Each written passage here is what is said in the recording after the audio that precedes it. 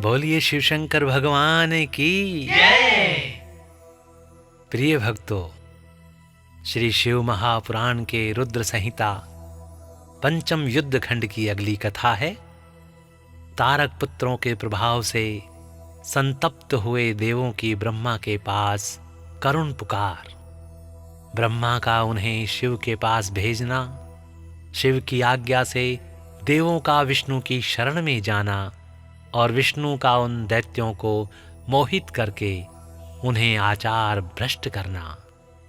तो आइए भक्तों, आरंभ करते हैं इस कथा के साथ 2 से लेकर 5 अध्याय तक की कथा। सनत कुमार जी कहते हैं, हे महर्षि, तदंतर तारक पुत्रों के प्रभाव से दग्ध हुए इंद्र आदि सभी देवता दुखी हो परस्पर सलाह करने ब्रह्मा जी की शरण में गए। वहां संपूर्ण देवताओं ने दीन होकर प्रेम पूर्वक पितामह को प्रणाम किया और अवसर देखकर उनसे अपना दुखड़ा सुनाते हुए कहा। देवता बोले, हे धात, त्रिपुरों के स्वामी तारक पुत्रों ने तथा मयासुर ने समस्त स्वर्गवासियों को संतप्त कर दिया है। हे ब्राह्मण, इसलिए हम लोग दुखी होकर आपकी शरण में आए हैं।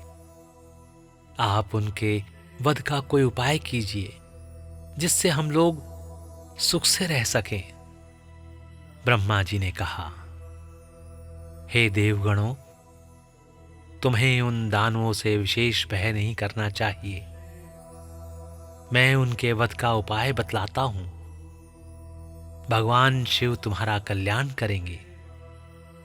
मैंने ही इन दैत्यों को बढ़ाया है, अतः मेरे हाथों इनका वध होना उचित नहीं।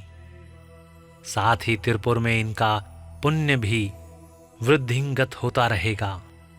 अतः इंद्र सहित सभी देवता शिव जी की प्रार्थना करें। वे सर्वाधीश यदि प्रसन्न हो जाएंगे तो वे ही तुम लोगों का कार्य पूर्ण करेंगे। सनत कुमार जी कहते हैं, हे व्यास जी, ब्रह्मा जी की यह वाणी सुनकर इंद्र सहित सभी देवता दुखी हो उस स्थान पर गए जहां वृषभध्वज शिव आसीन थे। तब उन सब ने अंजलि बांधकर देवेश्वर शिव को भक्ति पूर्वक प्रणाम किया और कंधा झुकाकर लोकों के कल्याणकर्ता शंकर का स्तवन किया। हे मुने, इस प्रकार नाना प्रकार के दिव्य स्तोत्रों द्वारा त्रिशूलधारी परमेश्वर की स्तुति करके स्वार्थ साधन में निपुण इंद्र आदि देवताओं ने दीन भाव से कंधा झुकाए हुए हाथ जोड़कर प्रस्तुत स्वार्थ को निवेदन करना आरंभ किया।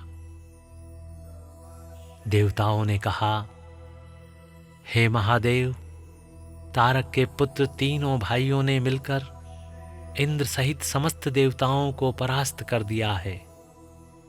हे भगवान, उन्होंने त्रिलोकी को तथा मुनीश्वरों को अपने अधीन कर लिया है और संपूर्ण सिद्ध स्थानों को नष्ट भ्रष्ट करके सारे जगत को उत्पीड़ित कर रखा है।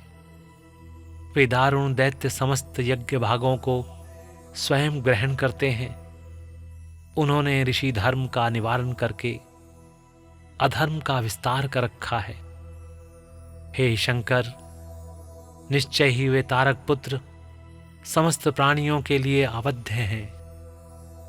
इसीलिए वे स्वेच्छा अनुसार सभी कार्य करते रहते हैं। हे प्रभु, ये त्रिपुर निवासी दारुण दैत्य जब तक जगत का विनाश न कर डालें, उसके पहले ही आप किसी ऐसी नीति का विधान करें जिससे इसकी रक्षा हो सके। सनत कुमार जी कहते हैं, हे मुनि, यों भाषण करते हुए उन स्वर्गवासी इंद्रादि देवों की बात सुनकर शिव जी उत्तर देते हुए बोले। शिव जी ने कहा, हे देवगण, इस समय वे त्रिपुराधीश महान पुण्य कार्यों में लगे हुए हैं। और ऐसा नियम है कि जो पुण्यात्मा हो उस पर विद्वानों को किसी प्रकार भी प्रहार नहीं करना चाहिए। मैं देवताओं के सारे महान कष्टों को जानता हूं, फिर भी वे दैत्य बड़े प्रबल हैं। अतः देवता और असुर मिलकर भी उनका वध नहीं कर सकते। वे तारक पुत्र सब के सब पुण्य संपन्न हैं, इसलिए उन सभी त्रिपुरवासियों का वध दुस्साध्य है। यद्यपि मैं रणकर्कश हूं, तथापि जानबूझकर मैं मित्रद्रोह कैसे कर सकता हूं? क्योंकि पहले किसी समय ब्रह्मा जी ने कहा था कि मित्रद्रोह से बढ़कर दूसरा कोई बड़ा पाप नहीं है। सत्पुरुषों ने ब्रह्म हत्यारे, शराबी, चोर तथा व्रत भंग करने वालों के लिए प्रायश्चित्त का विधान किया है, परंतु कृतघ्न के उद्धार का कोई उपाय नहीं है। ब्रह्म घने चै सुरापे चै स्तेने भग्नव्रते तथा निष्कृतिर्विहिता सद्भिः कृतघ्ने नास्ति निष्कृतिः। हे देवताओं, तुम लोग भी जो धर्मज्ञ हो, अतः धर्म दृष्टि से विचार कर तुम ही बताओ कि जब वे दैत्य मेरे भक्त हैं तब मैं उन्हें कैसे मार सकता हूं। इसलिए अमरो, जब तक वे दैत्य मेरी भक्ति में तत्पर हैं तब तक उनका वध असंभव है। तथापि तुम लोग विष्णु के पास जाकर उनसे यह कारण निवेदन करो। तदंतर देवगण भगवान विष्णु के समीप गए और उनके द्वारा ऐसी व्यवस्था की गई कि जिससे वे असुर शैव सनातन धर्म से विमुख होकर सर्वथा अनाचार परायण हो गए। वैदिक धर्म का नाश होने से वहां स्त्रियों ने पतिव्रत धर्म छोड़ दिया, पुरुष इंद्रियों के वश हो गए। यों स्त्री पुरुष सभी दुराचारी हो गए।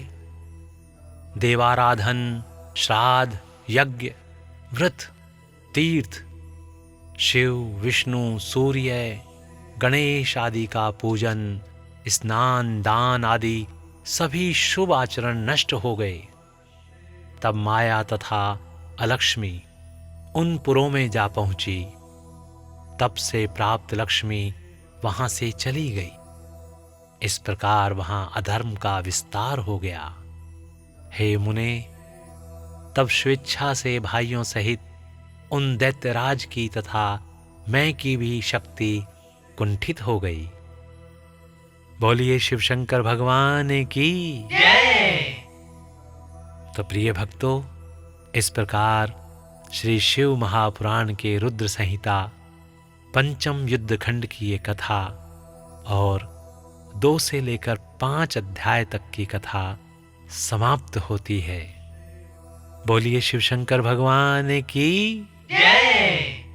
ओम नमः शिवाय। ओम नमः शिवाय। ओम नमः शिवाय।